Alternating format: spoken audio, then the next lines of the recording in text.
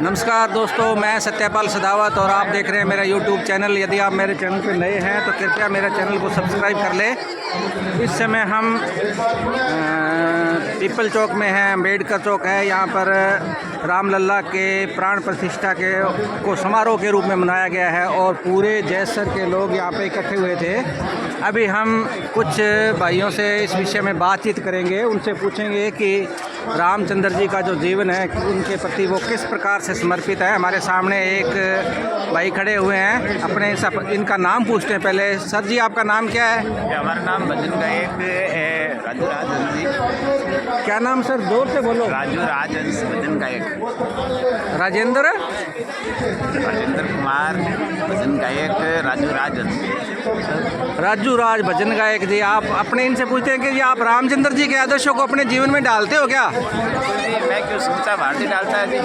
जीवन में पूरी तरह से आप मतलब समर्पित भाव से काम करते हैं रामचंद्र जी के लिए? बिल्कुल, राम जी के लिए हम क्या करते हैं जी, राम जी खुद हमें बुलाते हैं और सेवा का मौका देते हैं। रामचंद्र जी को 14 साल का वनवास हुआ था, क्या आप वनवास भुगतने के लिए तैयार हैं क्या?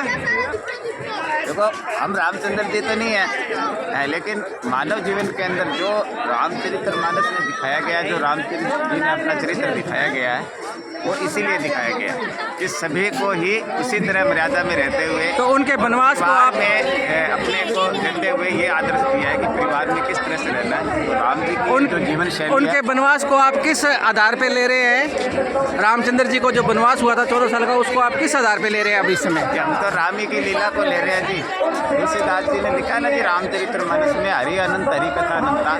तो उनके हिसाब से वो राम जी की लीला थी, वो सब उनकी लीला थी। अच्छा, राम जी के जीवन को आप आदर्श में उतारते हो। रामचंद्र जी का विछोह हो गया था उनका सीता के साथ, क्या आप अपनी पत्नी के साथ विछोह सहने को तैयार हैं? देखो जी, हमने कब कहा हम राम बनने के लिए तैयार हैं? हम तो उनके एक छटांग पर हैं। वो तो राम जी की ही लीला थी जो उन्होंने दिखाया अपने जीवन में और लोगों को आदर्श दिया कि ये राम ही है जो इस तरह से शयन करके उन्होंने अपना जीवन यापन किया। अपने पिता की आज्ञा से वो वनवास गए। धन्यवाद राजू जी, बहुत बहुत धन्यवाद। आप राम के अनुयायी हैं। हम चाहते हैं कि भगवान श्री राम आपके हमेशा समीप रहे। आप राम के अगर अनुयायी हैं, राम की भाषा को समझते हैं, तो उनका मतलब को 14 वर्ष के वनवास से नहीं था। उनका तात्पर्य सिर्फ ये था कि यदि आपके ऊपर 14 पल, 14 घड़ी, 14 मिनट, 14 सेकंड, 14 दिन, 14 महीने और 14 वर्ष तक आप पर कोई आपत्ति आए तो उस आपत्ति को आप सहर्ष टाले। यही था उनके वनवास का लक्ष्य। अभी हमारे सामने 2 बंधु और खड़े हैं, अपने उनसे भी जानेंगे।